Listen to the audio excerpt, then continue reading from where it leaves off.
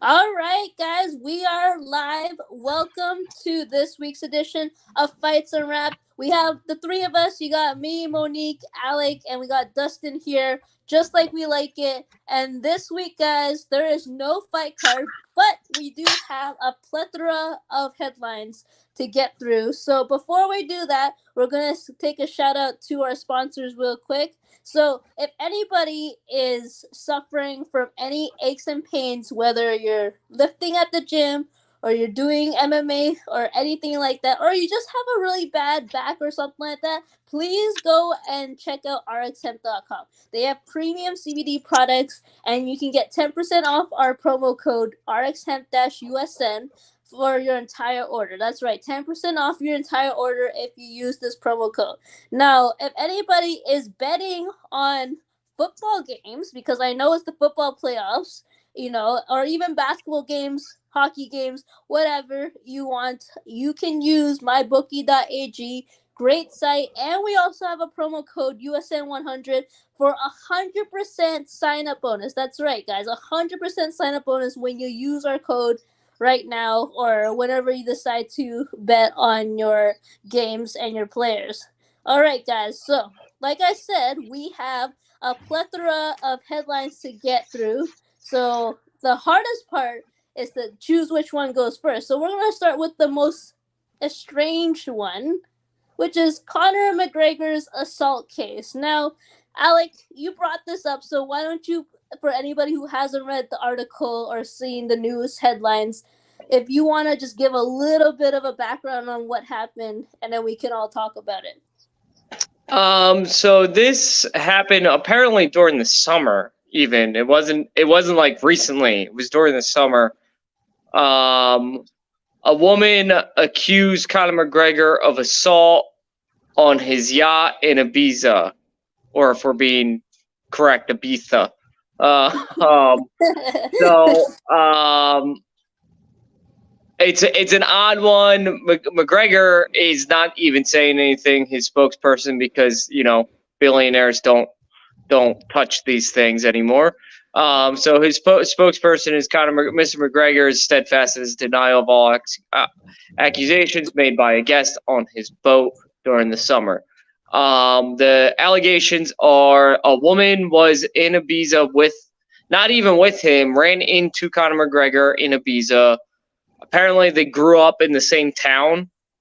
And Conor recognized her. They recognized each other.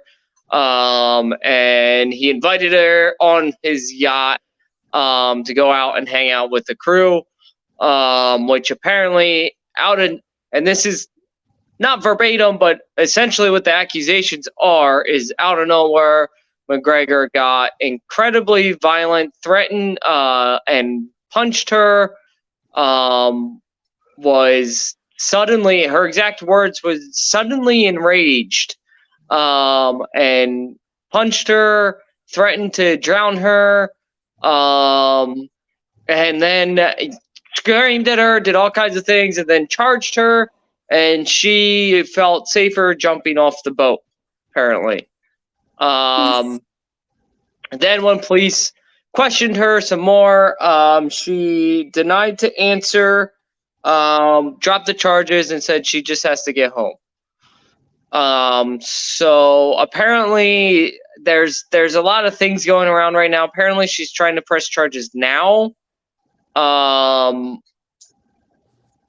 But the Spanish police said that somebody else on the boat threatened her, and she agreed with it. So the whole thing's a little weird. It's another weird accusation about Conor McGregor, right? We've had a couple of these now. Him, apparently, the last one was also over the summer. It was like last spring, where apparently he came out of a public restroom with his pants down in a restaurant to flash a waitress. There's been several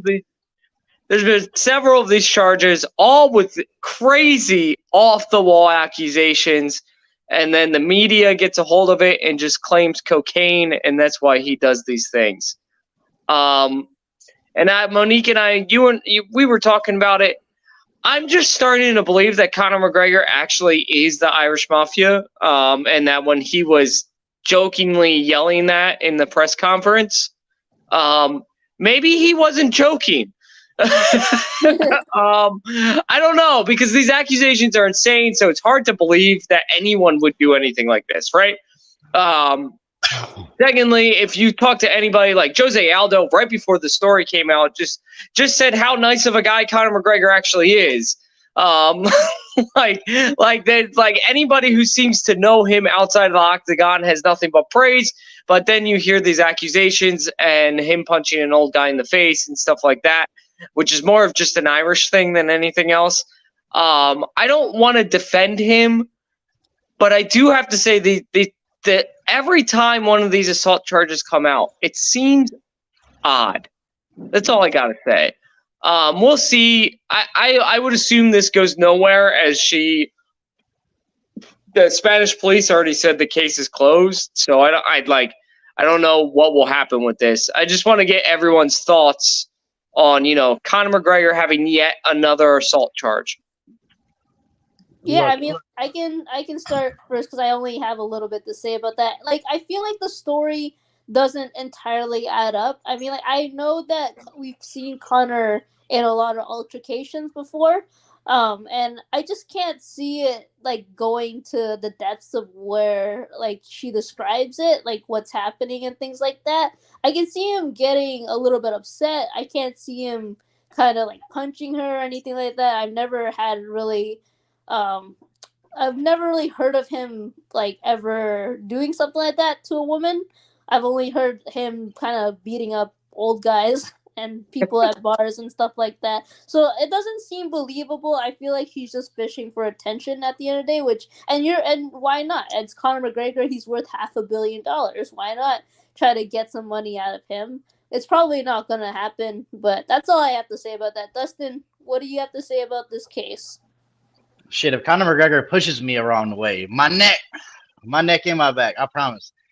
He bumped you. I'm gonna be real. No, Conor did sock that old man. Okay, that's caught, and there is scientific 4K video proof of him socking the old man. So I believe that story. And not only do I believe it, even if I didn't see the video, I'd believe it.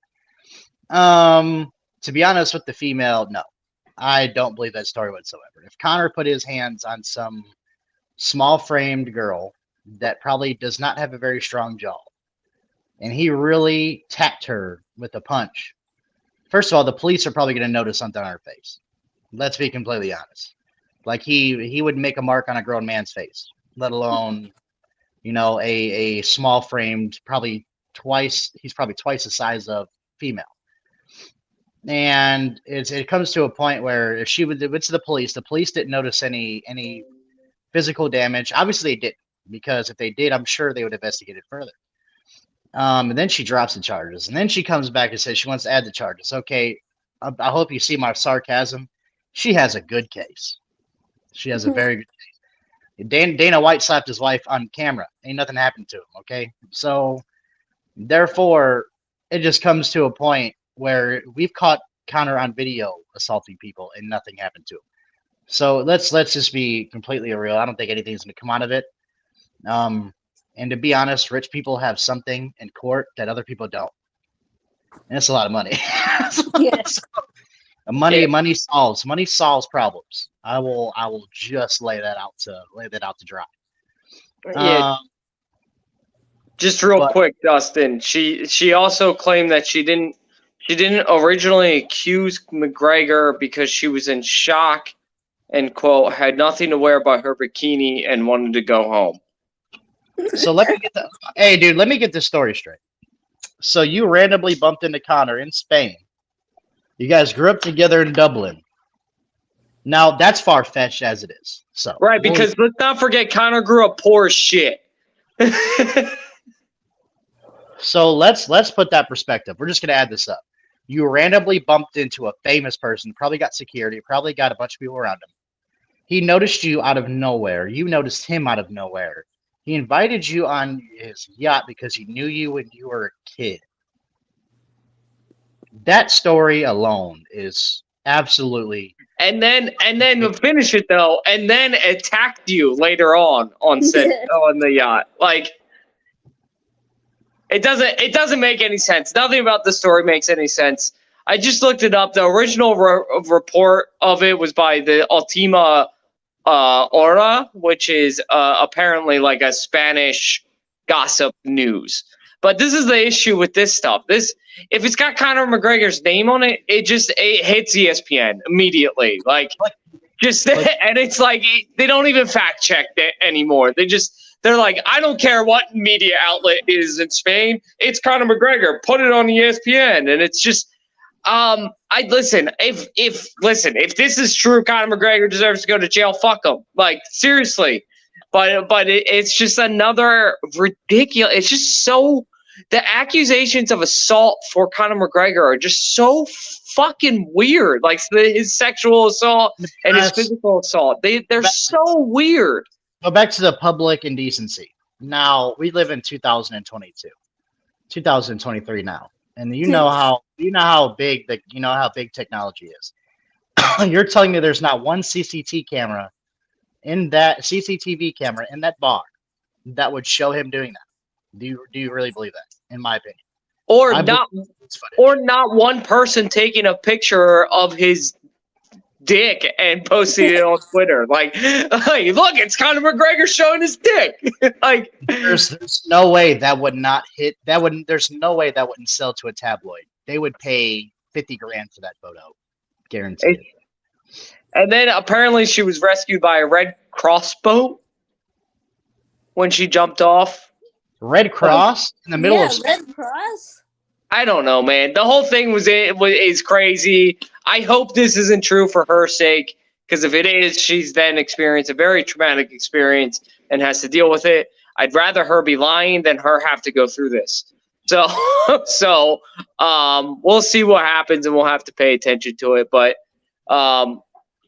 just hope this isn't true, and we can see Conor come back, hopefully in March, like Monique and I talked about. For the John Jones card. That would be so fucking awesome. Yeah, for sure, guys. So we gotta move on because we spent about 15 minutes on one topic alone, even though this whole show is technically about headlines. Now, Dustin, I have a surprise for you, but we're gonna talk about this headline first, and then I'm going to shoot you a surprise in the show, which I came up with. And I know Alec probably has like, what kind of idea are you thinking about? You know what I'm talking about when I bring it up. So I'm gonna save that surprise for a little bit later. We're gonna talk about UFC 283 that just happened this weekend. We're gonna talk about this loss right here. I know it's very disappointing. A lot of people had him winning this match, and we definitely have to talk about it. So Alec, you're the one who brought this topic up. So I'm going to go to you first on your thoughts about this match and this loss by RoboCop. Yeah, so it's really interesting. So RoboCop is, he was deemed as one of the next guys coming up, but that he had that huge win over Chidi Jokwani, the African kickboxer who's just an absolute beast, who hasn't lost since losing to RoboCop.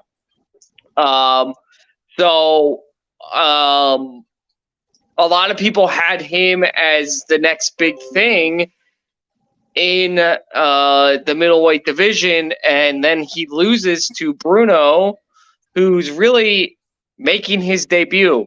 Let's just give some congratulations for that fucking incredible knockout by Bruno. I mean, he just put on an absolute clinic in that exchange.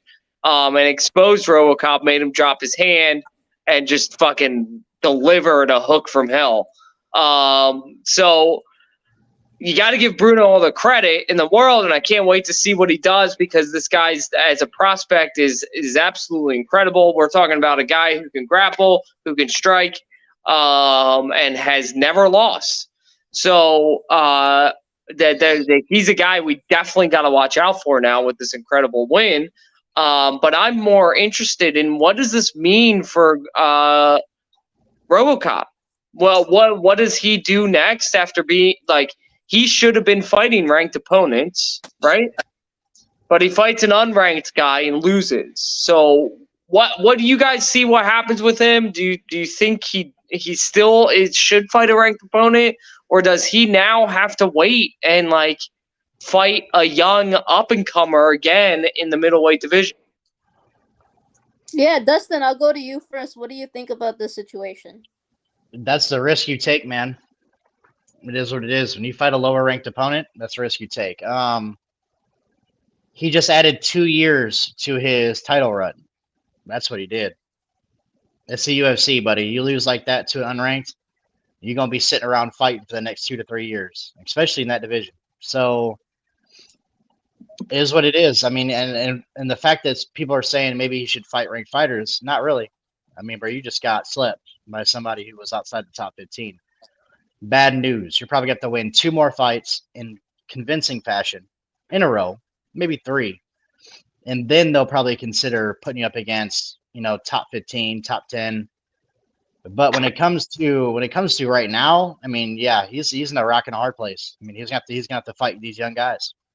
It is what it is. You can't get slept like that and then go fight a top 15 and act like the matchmakers are confident to put you up against people that are better than that fighter. That doesn't make any sense. Now, yeah, he's a great fighter and he's a great all-around guy, but hey, it happens. It's not like you just got caught, bro. You got fucking obliterated. That wasn't getting caught. That was getting fucked up. I don't like that. That is what it is. No, I mean he's not fighting the top 15 next fight. I highly doubt it. Yeah, because a lot of people, just before you go, Monique, a lot of people had him winning this fight and then going on the fight like Darren Till or Kelvin Gastelum, somebody in that bottom of the top 15, which would have been perfect. Now he's kind of like, I have a name in mind. I think who I think the UFC should make the fight. But I'll let you go first, Monique, and get your thoughts on this, because this for me was kind of the shock of the night, like where it was like, RoboCop was supposed to win this fight hands down and just got slept. I think that's the beauty of why we watch the sport, though. You can see somebody who's unranked just dominate, and then their run starts. It's just that's honestly what happens. This is the game of MMA. That's what Dustin said. It's just that's what happens when you play with an unranked opponent and then you lose, and then your whole run you have to start from the bottom up to the top now. And I think Dustin's right. I think at least 2 to 3 fights before he can actually fight someone that's ranked. I personally I liked RoboCop. It was funny because I wasn't super convinced by him, but a lot of people I think now question really how good he is now, and a lot of people might think he's a little bit overrated because you just lost to someone that's unranked. There could be a lot of questions now, and he just has to realize that he is probably not going to be where he wants to be right now, and he has to work his way up again. That's just the name of the game. That's why we watch the sport. It actually, it's funny because I feel like it's kind of a blessing in disguise in a sense where we got to see Bruno dominate and, actually finish a guy like RoboCop. So I thought that was really cool. So I'm trying to take away from this something positive, and RoboCop, he'll be back. We'll see if he can fight these unranked opponents, or if he can't match up with them, then what happens to his career, right? So we'll see what happens, but I'll move it on to Alec before I reveal the surprise that I have for Dustin. Yeah, so the name I just want to throw out there, and we can take a little bit more time on the headlines since we're just doing headlines. The other name I just want to throw out there that I think would be a great selling point for his first UFC fight, but it would be an absolute devastation to RoboCop's career, is Bo Nickel. Do we see Bo Nickel's debut in the UFC finally against RoboCop? Somebody's shaking their head. Because if we do, let me make my point first. If Bo Nickel fights RoboCop for his first fight, his second fight will be against a ranked opponent. I don't think the UFC is going to fast track Bo Nickel. I'm just going to be completely honest. I don't think so. Really? Alex Pereira. I can see Dustin's point. Here's the problem. The person that, let's just say the recent person, the 2 recent people they fast tracked. It was Michael Chandler It was Alex Pereira, and the only reason Alex Pereira got it was because he had so much hype beating Izzy's ass. That was it. And then, Michael Chandler had hype because he's been one of the best, in his division for the past 10 years, and he switched over to the UFC. And the problem with Bo Nickel is, a lot of people could say how good he is, and believe me, I'm one of them. Don't think I'm not. Here's the problem. Yes, you can wrestle. Yes, you're a high-level guy. If you think you're going to run through the UFC because you're more talented, you think you're going to run through the UFC because you have a good base, you have good technique, that may not happen. He does not have the correct hype to be out here fighting in the top 15 in the next 2 years. He gets in there, he whoops about 3 to 4 guys, he'll have the hype. But right now, none of those top guys are impressed. None of those top guys are gonna risk their career fighting the guy. They're not gonna sign. He's gonna have to earn his bones, and that's how it is. Let me put this out there though. So the UFC is going to be in desperate need for the next top guy in this division coming up, because I can tell you what my personal theory is, and it's just my personal theory based off my knowledge of the sport and of sorry, Bean is distracting me. My knowledge of the sport and my just I got this business mind that never stops. So if I'm the UFC and I'm Dana White, I'm looking at the middleweight division and saying I need my next guy. And the reason being is Alex Pereira Potent he's only gonna fight Izzy, man. He's not gonna step up in weight class. He just wants to do his Izzy. He hasn't been calling anybody out. He's not even really worried about it. All he's worried when asked about it is fighting doing the Izzy rematch. It's all he wants to do. It's all he's gonna do. He's gonna fight Izzy again, probably beat him again, and then retire as the guy who Izzy couldn't beat. After that, Israel Adesanya's reputation will kind of go down. It won't be ruined. Don't get me wrong. It's not going to be ruined, but it will go downhill. And the UFC will need a guy like Bo Nickel, Khamzat Chimaev, or some of these other names in the middleweight division to really step up and step in as the next guy who's going to take over as champ to fight for that belt after Pereira retires. Now, I know I'm making lots of assumptions, and I know Dustin hates assumptions, but I think if we all take a step back and look at it, Alex Pereira he's not stepping up in weight class. He's just not. He's got no interest in doing it. But no, it's not that though. It's not about that. It's not about. I don't hate assumptions. If you have a logical guess, which you do, I don't hate it. But my problem is there's still guys in the 185 division other than Bo Nickel, and the problem is Bo Nickel really hasn't proven anything in MMA.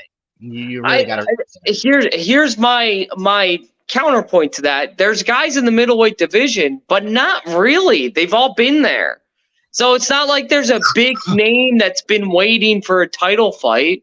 I mean, there's Robert Whitaker, who we all love. We all love Robert Whitaker. So if he's, but I mean, we'd be foolish to think if he's the quote unquote next guy up. He's already been there, and he's closer to retiring than he is to competing for a long period of time. Then you got Marvin Vettori, Jared Cannonier, Derek Brunson, Sean Strickland, who sucks. Roman Dolezal, who's one of the names. He's one of the young names. Jack Hermanson, who again is not who we thought he was.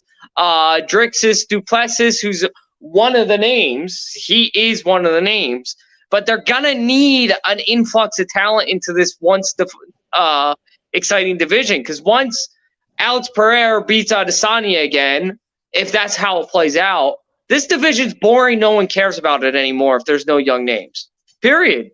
I mean, what are you gonna do? Watch a third fight? No, because Pereira's probably gonna retire. So you can watch Adesanya fight Whitaker again? Where do you go with the division? I agree with your sentiment though. Like, I'm not saying that your sentiment and what your idea is wrong. I think the way you're thinking is logical.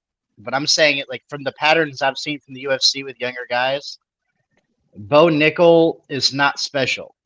Like, I'm gonna be real, like he can wrestle like crazy. I'm not even saying that the wrestlers were on his level because they weren't. But he still has a shit ton to prove in that sport. Well, that's my point. If you put him up against RoboCop and he wins, that's a huge. I mean, that proves a shit ton. You know. We'll see. We'll see. I hope he does. I mean, if they launch him into it, they launch him into it. But my whole thing is, I like your logic. I'm not saying your logic is wrong. I agree with it. But I think I know what they're going to do, and they're going to give him the tune-ups like they're giving Patty the Batty. They're going to do it, and then he's going to get famous. He's going to get traction, and then they're going to launch that ass into the top 10. And that's what I think is going to happen. Yeah, that could be right too. I agree with Dustin because, like, when I see Patty the Batty, I see Sugar Sean O'Malley. I see the same thing happen with Bo Nickel. Plus, we don't forget what happened to Bo Nickel during the Contender Series. Like, I feel like that's one of the things that is why Dustin has a point about like them not fast tracking. They're just going to, feed him just like they did with Sugar Sean, just like what they did with Patty the Batty. And then, like Dustin said, he's gonna get more traction. He's going to become the next superstar if he wins his fights, which I pretty much think he is going to. But anyways, we got a dog in the show. Look at that. Hi, Bean. And I guarantee that Patty the Batty, once he gets in the top 10, he's going to get his ass beat, by the way. Yeah. Well, he lost to Derek Gordon, so that's enough said. I mean, okay. I know he won, but we all know he lost that fight. Yeah, he didn't win that fight. That's just no. Okay, so this is my surprise for Dustin. So, Dustin, you weren't here last week when me and Alec did our show and we recapped our picks for UFC 283. But yes. I introduced this new little segment, which I like to call Baywatch. And the reason why I decided to introduce this segment was because it was inspired by you. Now, the first name I'm going to put out there, pretty much Baywatch is pretty much what you think it's going to be. It's the babes of UFC, both guys and girls, but we're going to start with the girls. And we're going to start about the ones that are single, newly single. First one, Mackenzie Dern. Took all her pictures off of her husband, just has pictures of her children, and now just has all the candidly pictures that everybody likes. She is single, people. You have a chance with her. Second one, which I know you're going to be very happy about, Tracy Cortez is not with Brian Ortega anymore. Just saying. I know. See, I told you this is very important, guys, for all the men out there that are thinking they have a chance with these women. You never know. You just never know. We don't. We have zero. It's a fantasy, that's for sure. But you never know. Maybe you'll charm them when you see them walking down the street. You just never know. They like guys that watch MMA as well. So I'm just saying, this is Baywatch. This is my segment that I'm dedicating to Dustin. Got inspired by him, and we will put some of the men on the show, but we will also put some of the lesbians on the show for any of our viewers that are lesbian and that swing that way. So that is Baywatch. Okay. There you go, Dustin. That's my little surprise for you. Now, we're going to talk about a few more headlines. Now, we're going to talk about one that's, I feel like, a long time coming. Shogun finally retires after his loss at UFC 283. So, like, I saw this coming a long time ago. I love Shogun. I've watched the old, like, fights with Shogun. I'm sure you guys have, too. And you probably fell in love with him. Or maybe you haven't. But, the point is that everybody know who Shogun is. He's a legend in the sport. And, like, it's definitely time for him to hang his gloves up. I mean, like, how do you not see that? But anyways, that's my point. I don't really have a point to this except that, yeah, good for you, Shogun. You had a really good career. And now it's time for you to hang up your gloves and to do something else. So I'm going to go to Dustin first. Did you, like, is this not a surprise to you? Like, it wasn't a surprise to me when he retired. He was already retired to me. I don't know what everybody's thing is. When I saw Shogun fighting again, I was like, and? Yeah. However, he's a legend of sport, bro, but there's a time. There's a time and a place, and that's not. Now, if he was in, like, Bellator or something, like getting a main event, maybe I could have been like, all right, cool, Shogun. But no, he's fighting the UFC undercard, probably getting paid nothing. And he's over here just losing to people that are young, and he's not able. I mean, it is what it is. I love Shogun. Yes, he was one of my favorite fighters when I was younger, and especially when he was younger. Pride, when he was first in the UFC, knocking out, Lyoto Machida. And Love Shogun. But again, like I said, bro, it's been way past the prime. It's not even like Glover Teixeira is like half of what he is. And Glover Teixeira should have retired. Shogun should have retired a long, long time ago. I thought he was already retired. I don't know why he fought again. That's just my mistake. I always thought he was retired. Okay, Alec, your turn. What do you think about this? Is this a surprise to you? Are you sad? Like, what are your emotions? Of course, it's not a surprise. A little part of me sad because it's Shogun, and you know, gotta love Shogun. But I'd be, you know, we'd be remiss if we didn't do a little, you know, tribute to his career because it is a great one. He is guaranteed Hall of Famer for sure. Like the guy's an absolute stud. So I'm just gonna go through some of his wins real quick, and just say in a period to start off from 2002 to 2005, he fought 1, 2, 3, 4, 5, 6, 7, 8, 9, 10, 11, 12, 13 times. That would be unheard of in today's MMA world. In fact, I'm pretty sure that might be illegal. I don't know but some athletic commission probably would be like, dude, you're not allowed to fight anymore. You're done. You're done for the next 3 years. And during that time period, he was in Pride and Mecca, and he was doing Vale Tudo and Global Domination. He beat names like Namikawa, Hiromitsu Kanehara. I'm sure I'm butchering that, but that was his famous stomp victory, where he, you know, because in Pride, for those young MMA fans that watch this, in Pride, you could do whatever the fuck you wanted, including curb stomping. He beat the shit out of Rampage. Yeah, I was just gonna say. Then we're talking. He beat the shit out of Rampage Jackson. Beat Antonio Rodrigo Nogueira in his prime. Beat Al-Sattar over Raheem. Beat Al-Sattar over Raheem twice. Beat Nakamura twice. Beat Mark Coleman, Chuck Liddell, Lyoto Machida, Forrest Griffin, Brandon Vera, Corey Anderson.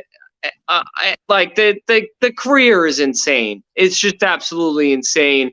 And let's not forget that Corey Anderson was just in 2016, and he then lost 3 in a row, and it was time to retire. But you know, I just wanted to go over that so people understand that this is a guy that was just, you know, one of the most elite MMA fighters of all time. Many people, unfortunate what he did to his own legacy, because many people of our age bracket and our fandom will know him as the guy that got embarrassed by John Jones. And then now the newest generation will know him as the old guy that wouldn't quit. But I do think it's our responsibility to point out that he's an absolute stud and he needs to be remembered as such. For sure, guys. That was a little bit disheartening because we don't want to see one of our favorites retire, but when it's time, it's time. Now we got a few more headlines before we end the show, but we're going to save one of the best for last. This is one of my favorite headlines, guys. Fucking the Bonfim brothers are fucking here in the UFC, and they look like they're staying. Now, basically, if nobody has watched the matches, there was the one that started with the I, which I totally forgot his name. I don't know why that's like going out of my mind. There you go, Ismail, right? And then we have Gabriel after. So Ismail started off the show. I believe it was the prelims, and he lands this spectacular flying knee, and I believe that was is it Terrence McKinney? I believe that was to Terrence McKinney, and everybody thought McKinney would have a up on him because it's Terrence McKinney. He's never lost after, and he's never pretty much gone through a few more rounds than most fighters have.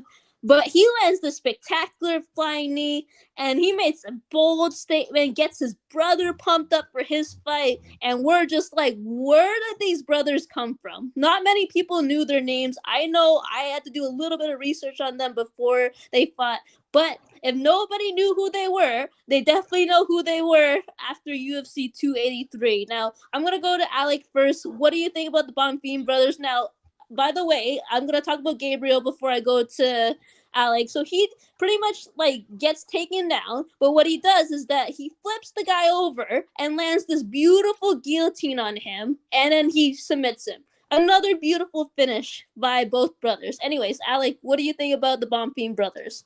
Yeah, what a crazy night for a family. I mean, seriously, Ismail Bonfim starts it off against Terrence McKinney, who's supposed to be this up and comer that's an absolute stud, and gets fucking knocked out cold in the early prelims.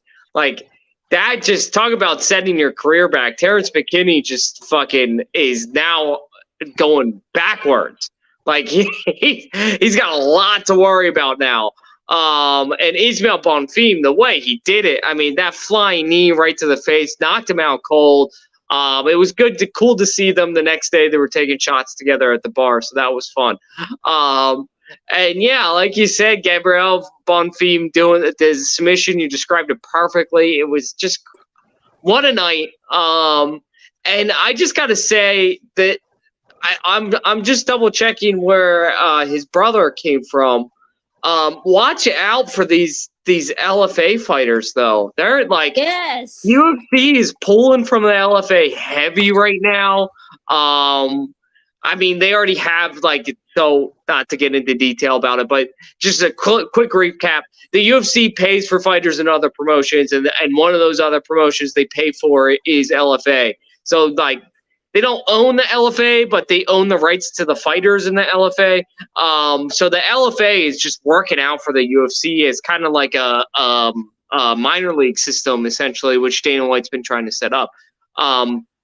But yeah, there's a ton of guys down there in the LFA too. One is, our good founder Perry's best, really good friend that he knows is down at the LFA. That it's just that he can't lose. He's on his way to a championship fight. So we might see him come up to the UFC soon. The whole thing, it's just crazy. And those two fights were insane. And the fact that they were brothers, and the fact that no one knew, I think they even mentioned during the fucking if I remember correctly, I forget who it was wait, these guys are brothers. They didn't even know. So it was just crazy. The way it happened, and the Ismail was on the early prelims and his brother was on the regular prelims. It was scripted out of a movie. It really was. It was awesome to see. I'm not the biggest fan of Terrence McKinney, so I'm kind of glad he got knocked out cold, because now we don't have to listen to him try to call out fucking Dustin Poirier, and it's dude, you're still on the early prelims. Shut your fucking mouth. But yeah, crazy night for a family. Crazy night. Yeah, for sure. Dustin, what do you think about the Bonfim brothers? Are you impressed by them? What do you think? Do you think they should be? They're probably. I think they're going to be some of the next superstars in those divisions. What do you think? It's good. It's good for the sport. Yeah, it's good for the sport. It's a beautiful thing for the sport. Brothers are always it's always a thing. You know what I'm saying? It's always an exciting thing. And Nate Diaz and Nick Diaz, and we've had a couple heavyweight brothers. We have a couple. Then you got John Jones and his siblings. The sibling story is always cool. Everybody knows Chandler Jones, that he's a freak in the NFL, and John Jones is a freak in the octagon. It's always a really cool thing to see brothers out here at a high level. They're exciting. They go for the finish. The flying knee is becoming a fucking epidemic, by the way. People need to start watching out for that shit, because people are getting knocked the fuck out by flying knees. And so, like I said, I'm excited for the two. I think it's a happy, fucking great thing. Picture being in that high of a level of competition with your brother, watching him knock people out, watching your brother catch a sweet ass guillotine. It's come on, it's bitter. It's awesome. It's awesome. I can only imagine that feeling, watching your brother do that, and then watching your brother do that. I can only imagine. I'm happy for them, and I hope they blow up, and it's really good for the sport. I'm excited for them. Yeah, for sure. And Ismail, by the way, he won Performance of the Night. At least one of the performances of the night. So he got 50K. So that's pretty impressive for his debut in the UFC. Now we're gonna save the best for last, and we're gonna talk about this match because, guys, I did not see this coming. Fucking Jamal Hill versus Glover fucking Teixeira. That fight was not what I expected. Now, maybe I was wrong. Maybe everybody else expected that. I know a couple of my friends definitely betted on Hill, and they're very confident in that. But honestly, I wasn't too confident. And then Jamal Hill comes out. Now, obviously, he comes out guns blazing, but at the same time, Glover Teixeira didn't really have much defense. He was taking those shots. He didn't really defend them, and it was just like he defended a few kicks, but the high kicks really got them, made him wobbly.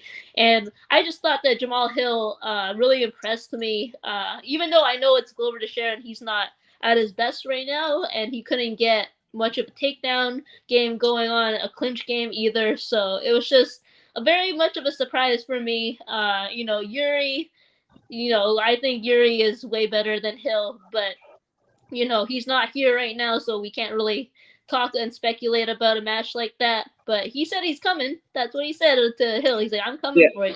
So while running up a snowy mountain, by the way. Yeah, he's intense. It reminds me of Khabib in a way. So let's go. Alec, I'll go to you first. What did you think about this match? Was it a surprise for you? Were you devastated? And obviously, people know the ending of that. Glover Teixeira hangs up his gloves and calls it a career in MMA. Anyways, go ahead, Alec. Yeah, another great career, by the way, that we need to talk about. But it's the thing that when I watched the fight, because this is one of the fights I made sure I watched. When I watched the fight, what I saw was a guy that should have retired after the Yuri fight. That's what I saw. Like Glover Teixeira had clearly lost like a couple of steps. He was not the same guy in the Yuri fight. He didn't have the same defense. He looked like he was still I don't know if he was still recovering because that was an absolute war, and he's in his 40s. And everybody knows that when you're in your, especially a guy like him who's only been in wars, like somehow it's shocking that Glover made it to his 40s in the UFC because he's literally only been in battles. Like that's his entire career is just battle after battle after battle. And I think the Yuri fight just did him in. I think you and I talked about it last week. I think that's why he turned down the Ankalaev fight because he was offered it before Jan, but he said he just couldn't be ready in time to fight Ankalaev, and he even stated because of my age, I can't recover as fast as I used to, and that wasn't that long ago. So it's not like he took this fight like a month. Was it less than a month? It wasn't even that long ago. So again, Jamal Hill I'm not trying to make Jamal Hill's victory less than what it was because he put on an absolute fucking show. He deserves all the credit he's getting. I'm not trying to take anything away from him. All I'm saying is Glover is not again, it was like watching somebody who was one fight too long. I'm glad he retired. I'm glad he's not going to pull a Shogun Rua and try to just keep going after that belt for as long as he can possible. That being said, Jamal Hill, I'm seeing all these posts that people are posting because, we love our MMA Twitter people who think, TJ Dillashaw is better than John Jones overall. Anyway, those are the kind of people that drive me nuts. And those are the kind of people posting the videos of Yuri getting rocked. And it's like in the Dominic fight, it's like, yeah, he got rocked, but then he fucking knocked him out with the next strike. What? You guys aren't painting the whole picture. Yuri Prochazka is a fucking animal. And by the way, everyone keeps forgetting, was able to escape over and over and over and over again from Glover's ground game. And that was and again, we saw two different Glovers in these fights. So Yuri's coming. I think he's going to come back sooner than, I don't think he's going to take the full year off just based off of what he's posting. I mean, I don't know, Dustin, Monique and I talked about it last week. I don't know if you've seen what he's posting. The guy's literally doing wind sprints up mountains in a fucking blizzard with his shirt off, like literally living a Rocky movie. That's what he's doing. But like no, he's got no sling on his arm. He's doing full rotation. It's like all of a sudden he's magically better. So I think we're gonna see Yuri come back before we think he does. Before he stated he would be originally. And I think he beats Jamal Hill again. I just think he's leaps ahead of the rest of the division. But again, credit to Jamal Hill. He shocked me. I thought he was gonna win this fight, but I didn't think he was going to win it in this way. So I was hoping Glover would win, but, it is what it is. But, yeah, Yuri's coming. He's coming. I'm going to be honest about this fight. I had 100% confidence Hill was going to win this fight. Did I think it was going to be a 5-round kind of war and he was going to be cut up and stuff? No, I thought actually he'd finish him in like the 4th round, the championship round. But he didn't. And the light heavyweight belt has had an asterisk on it for me for the last 7 years, man. I can't remember a time where I was like, the light heavyweight belt is legit. Ever since John Jones got in trouble, DC was beating guys John Jones beat over and over, and it's always had an asterisk. And then we get this close to having a real light heavyweight champion, and then he goes out with a catastrophic injury. Now we got to watch Jamal Hill go up against old Glover Teixeira. I'm sorry, he's old and he's not himself. And I agree with DC. He's too tough for his own good. He takes shots. He sits there and gets his ass beat, and it's not okay. Like, you probably shouldn't do that. But it comes to a point where it's always been an asterisk because, like, honestly, even with John Jones, when people are, I'm still on the team with that Dominic Reyes fight. I'm sorry, I don't give a shit how much John Jones didn't train. I get it. Maybe he didn't. Maybe he was lazy. John Jones lost. I'm just giving my honest opinion. That's not hating. It was 3-2. Anybody with fucking eyes knew John Jones probably lost that fight. And I don't get how he got the decision, but he got it. And the only reason he got it was because of his name and the judges were being a little bit favorable. And that's my opinion. He shouldn't have won that fight. Just like Izzy shouldn't even have beat I don't know why the fuck I can't think of his name right now, but it doesn't matter. It's always had an asterisk by it. The division has been shit for a while until some of these young guys are coming up. And as soon as we get on the cusp of it getting great again, it fucks up again. And it's honestly, it's getting unexcited. It's hard for me to get excited about 205 because if Jiri doesn't come back in the right shape, if his shoulder is never the same, it's going to be a problem. And then we got to wait for another stud, and it's probably going to be 3 to 4 years from now. That whole division just disappoints me. I'm not surprised Hill won that. Hill, if he faces a healthy Jiri, is going to get his ass beat. That's just the truth.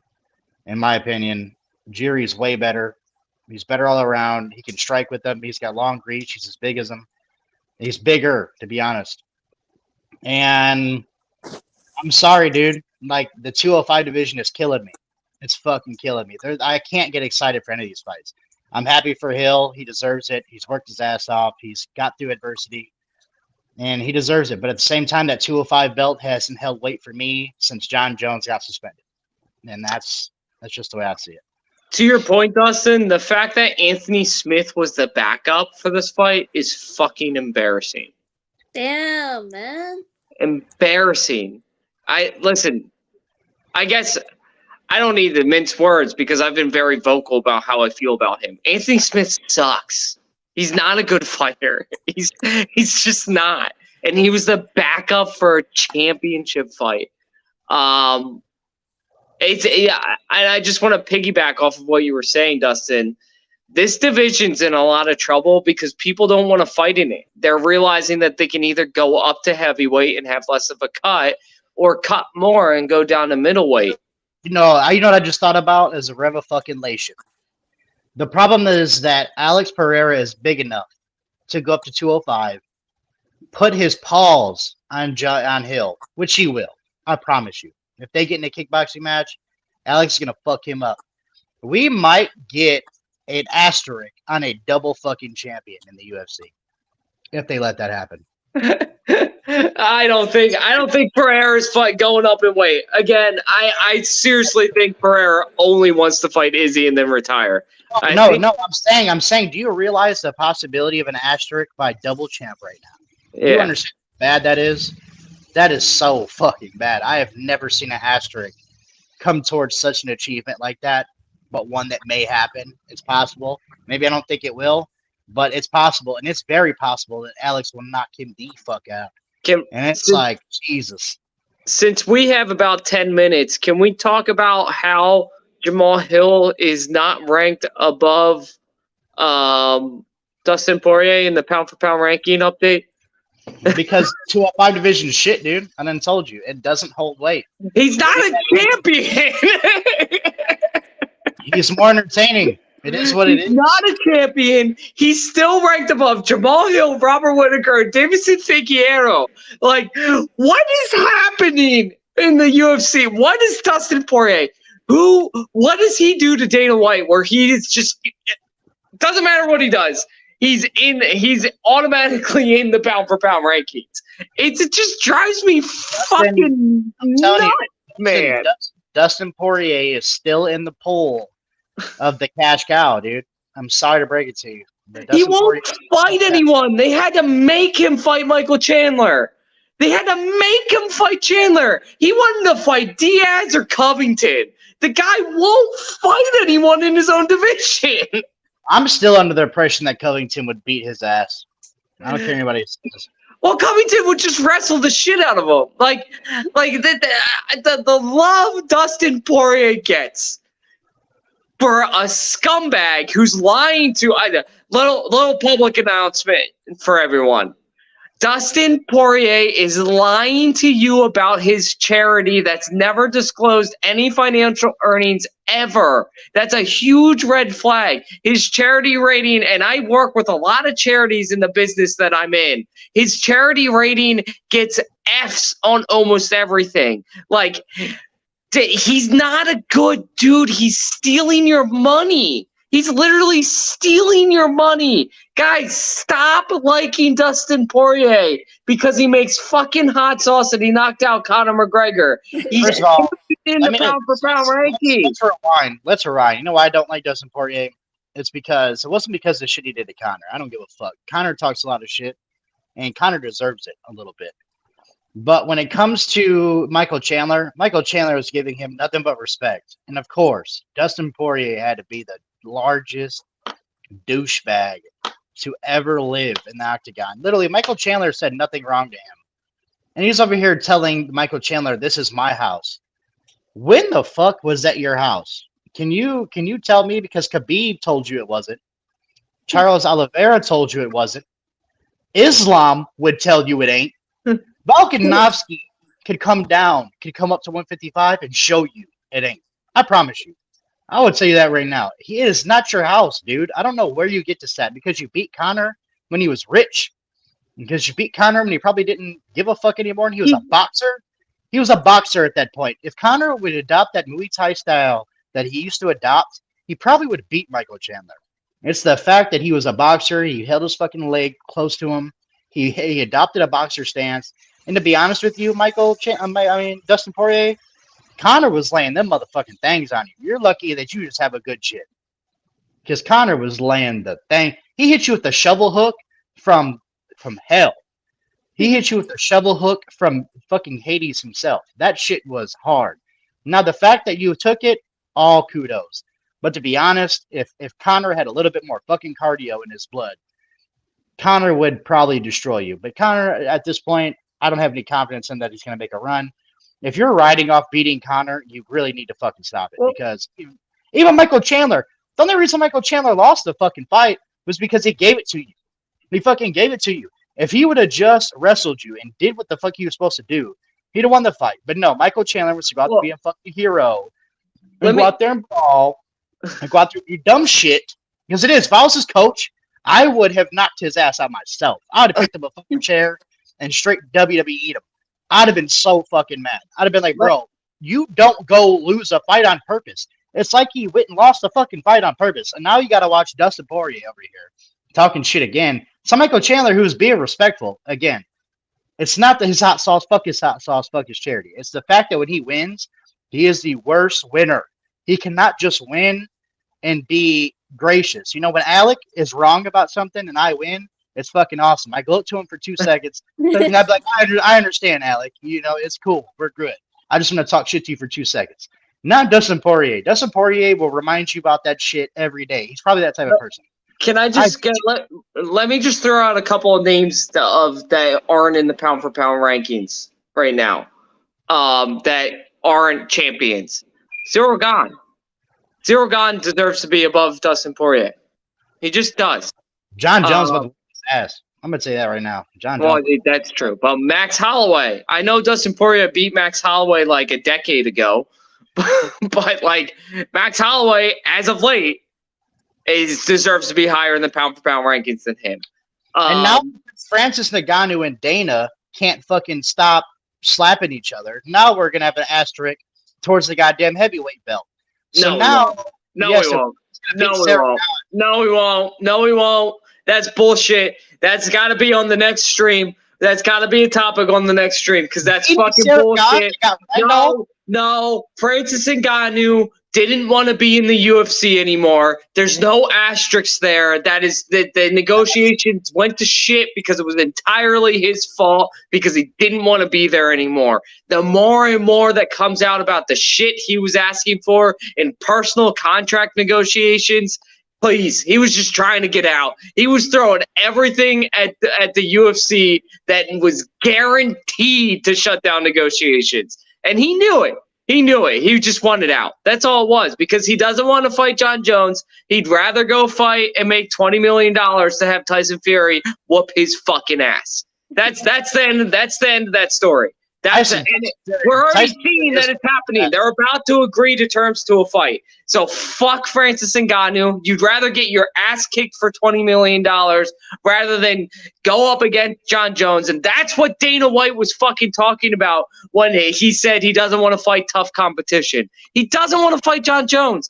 The last time they negotiated their contracts, Francis Ngannou asked for $15 million base pay. The UFC has never paid more than $1.2 million in a base pay, and this man asked for $15 million. He never wanted to fight John Jones. He's a pussy. I'm sorry. I'm throwing it out there. Francis Ngannou doesn't want to fight John Jones. I'm sick of it. Let me interject. How is he scared to fight competition when he ran through the entire heavyweight division, including Stipe Miocic? How? No. Not higher competition. He doesn't want to fight the greatest of all time. He doesn't. Do you believe that? Do you believe he's scared of John Jones? Dude, look at his actions. The guy literally asked for $15 million in the first fight negotiations. That's why it broke down. That's why it broke down. Because Francis Ngannou asked for $15 million. Now, well, almost a full year later, we're back, right? We're back at Francis Ngannou versus John Jones. And what does he ask for in his contract negotiations? He wants insurance for all fighters during their careers and after their careers. That's a great cause. You don't do that in your personal contract negotiations, though. That's not where those conversations are had unless you want to get the boot. What else did he want? He wanted more. He wanted the UFC to provide more more sponsorships for fighters inside and outside the octagon. Again, why are you negotiating for the entire roster in your private negotiations? Doesn't make any sense. No NFL athlete, no NBA athlete, no MLS, MLB athlete would ever fucking try to do that unless they wanted out. They have a PA, Alec. They have a PA to do. It doesn't matter. You don't. That's not how you do that. You don't do it during your personal contract negotiations. So, do you think that the UFC will ever allow a PA? Do you think that'll ever happen? Probably not. But you don't. That's not how you get shit done. Not in your personal contract negotiations. You should never ever. This is just job 101.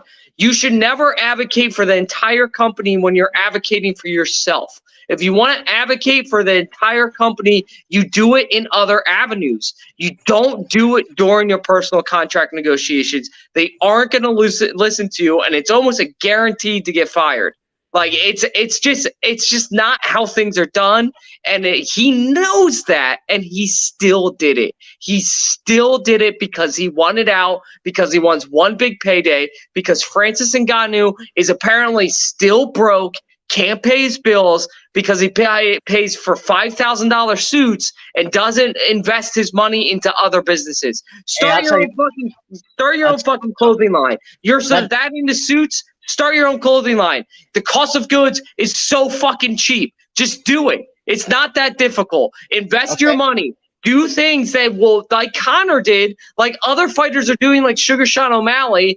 You're allowed to go get whatever sponsorships you want outside the UFC. You don't need to rely on the UFC for sponsorships. Go do it. Let me ask you a question. So, what do you think catapulted Conor's wealth? Do you think it was the UFC, or you think it was that $100 million he got from Floyd? It was $100 million for sure, but it wasn't. But he didn't turn down the tough fights when it came down to it. Conor McGregor got paid and made his name in the UFC up to the point where a fight with Floyd Mayweather was one of the highest selling PPVs of all time. You know who hasn't done that? Francis Ngannou. He does not have the name recognition. He's not going to get paid $100 million. He's going to get paid around $20 million for it, and he's going to get his ass fucking whooped by Tyson Fury.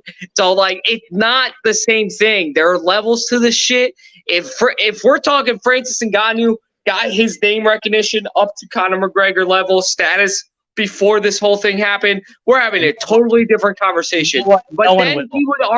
Dustin, then he would already have the private sponsorships. He would already have all the money. He would already have all these things that he wants, that he thinks someone should just give to him because he has horrible representation.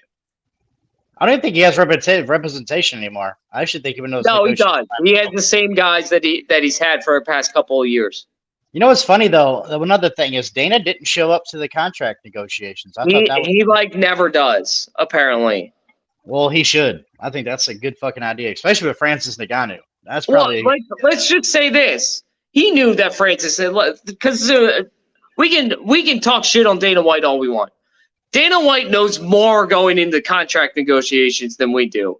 But let's just say he chose not to go. He probably chose not to go because he got a heads up. Hey, our fighters, because the representation is in UFC's pockets. We all know that. He just probably got a phone call saying, Francis is going to ask for this stuff, just so you know. And Dana was probably like, are you fucking serious? No, I'm not coming. Like, come back to me if you're ever serious. I'm sorry. Just based off of his behaviors, I don't think he wants to fight Jon Jones. That's what I can gather off of it. I don't think he's scared of Jon Jones. I just think that maybe he does have bad decision making, but scared of Jon Jones, I don't think so. But bad decision making, maybe financially, yeah, sure. But I don't think he's scared of Jon Jones. I can't get. Well, let's just take that out of it. He asked the UFC for more sponsorships. He can go get whatever fucking sponsorship he wants. Paddy Pimblett's done it. Sugar Sean O'Malley's done it. Conor McGregor started the whole thing. Like, this is something that people are doing. Terrence McKinney has a private sponsorship. Like you're allowed to go do things. The UFC's not going to hand you everything. They're not the NFL. They're not worth almost $100 billion. Like, they're worth $8. Like, it's different. When you're worth $8 billion and you're trying to outgrow the pay for the other promotions, you can't just hand over sponsorships. That's not how that works.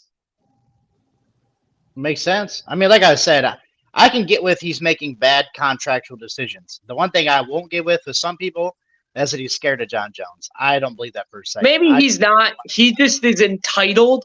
He thinks that the UFC should give him things that, even in the NFL, like, if you want to go earn the NFL, if you're Peyton Manning, is going to hand you sponsorships, right?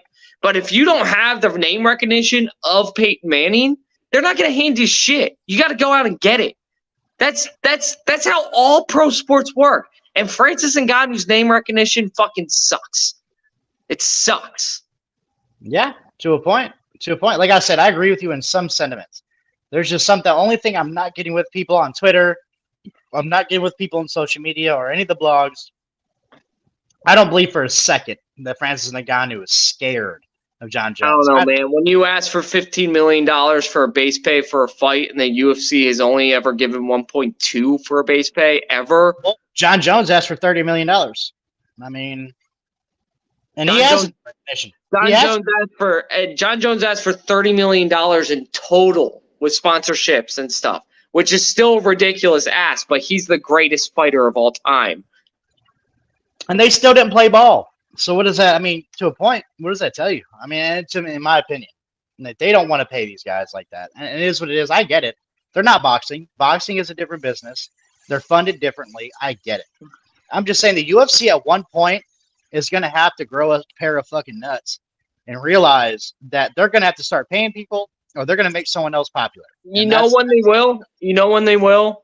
So you weren't here last week, and I know, Monique, we're running way over now. Okay. But just for to reiterate this, there's a really good article, and I have it. I'll try to find it again. That was talking about the money power behind each promotion. So it's based off this year and projected future years, based off projected growth. The UFC is like billions of dollars ahead of everybody else, to the point. And basically, that at the end of the article, they said the UFC has enough buying power right now where they could buy PFL, One Championship, and Bellator right now and end this competition. But they probably want to wait until they are absolutely financially sound, and we'll just pick them off one by one when they have the chance. Probably. We'll see. Like I said, we'll see. I believe it. It's just the business is weird. And we'll see. Yeah, I feel like honestly, when it comes to Francis Ngannou, there's poor representation. I feel like he's kind of lazy. You know what I'm saying? Like he doesn't want to work. Like I get it. Like we've seen him fight Cyril Gane. He had to work his butt off to get the wrestling up and at him and win that fight. But I feel like he's somewhat lazy in terms of like he doesn't want to fight John Jones. He doesn't want to go get his sponsorships. He doesn't want to do his marketing. He doesn't want to get good representation. I just feel like he's just one of those people that, like you said, is very entitled and like just a little bit lazy. That's all I'm saying. And and then going back to Hill as well, I just wanted to reiterate people that Hill also, not only did he put on a show, he also got a nutritionist that helped with his cardio for the 5 rounds that he was with. So that definitely was a good improvement. He broke down crying when he won the championship. If anyone didn't see that, Brandon Moreno dominated against Davison Figueiredo, which was very surprising. They better not fight again. I'm not watching that shit. No, that shit they should won't. be banned. I'm not. I swear to God. Yeah, they're not going to fight again. It's not fair to the division. You got Alexander Pantoja waiting. You got Brandon Royval. Jared Brooks. Did you see our boy? I got to give a shout out. Our boy to Jared Brooks saying I can whoop. He thinks he can beat Brandon Moreno. And I was like, dude, you would whoop Brandon Moreno. Let's get you back to the UFC, man. Monkey God. If you're listening, I am starting a campaign. I want to see you fight Brandon Moreno, Monkey God. Let's make it happen somehow. I know you love One Championship. I get it. I understand it. They show you all kinds of love there. But I need you to come back and assert your dominance over this UFC division. Please, man. Yeah, for sure. And last point before we end the show, I just wanted to make, because I know you guys got into it with the whole Francis Ngannou thing, which I knew you would. But Gilbert Burns asserted his dominance in UFC 283. And not only did he do that, but he called out one Colby Covington, who was very scared of him. Which we know that fight, if it ever happens, that'd be a really good fight. But we all know he's scared to face Gilbert Burns. But Gilbert Burns made that call out. So just saying, if anyone missed that, that was very crucial. Does anybody know where Colby Covington is? Like, where'd he go? I don't. Do you know what's crazy about Colby Covington? What I hate about him is I really wish you to stay legit because I don't give a shit. I know you can hate his personality, you cannot like him. I'm telling you, that dude is a fucking beast. He just is, and like he's hard to beat. He's gonna beat 98% of the fighters he comes up against. Cosmo might get him. I still think he'll beat the shit out of Dustin Poirier. I think he might even get Gilbert Burns. But it's to a point. It'll be a tough fight. Him and Gilbert Burns, I would pay for. If that was a Yeah. main event, I'd pay for. He's not gonna happen, dude. Colby stays running, dude. This is all he's doing right now. He's just running. He's like on a treadmill right now. No one knows where he is. We haven't heard from him in forever. He doesn't post on Twitter anymore. Like, where'd he go? Remember when he got one Dana tried to force the Cosmo fight, and he was like, "I'm her." What? I don't know what he's happened? waiting. I don't know. I agree with you. I don't know what he's waiting for.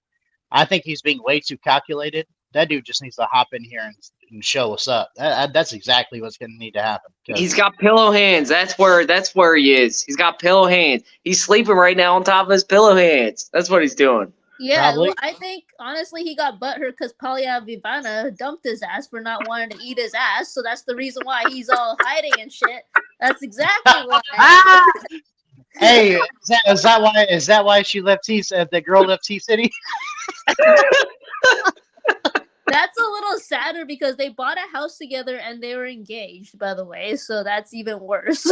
But anyways, guys, we are way over the time limit of our show, but it was a great show. Bunny, can you just clip this part and this will be our whole show? This is big gold. I know. I'm definitely clipping a few of the parts and then taking you guys in it. No worries.